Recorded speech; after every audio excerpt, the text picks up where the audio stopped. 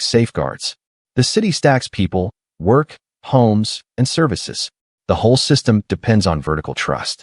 Now let us open the machine and look at what is actually happening.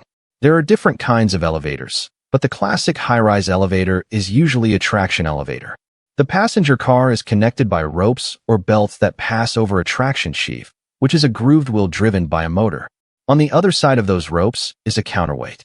That counterweight is one of the most elegant parts of the system.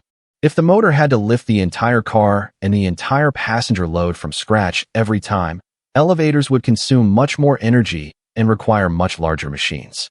Instead, the counterweight balances much of the car's weight. In a typical arrangement, the counterweight is close to the weight of the empty car plus a portion of the rated passenger load. The motor is not lifting a giant dead weight every trip. It is managing the difference between two sides of a balanced system. This changes everything. When the car is lightly loaded and going up, the counterweight may be heavier than the car, so gravity helps the car rise. When the car is heavily loaded and going down, the car may be heavier than the counterweight, so gravity helps again. In those cases, the motor and drive may act partly like a controlled brake.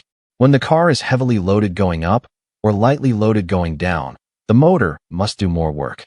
The elevator is a balancing act, not a simple lifting act. That is why the phrase "a box that goes up and down" misses the point. The visible box is the part we ride in.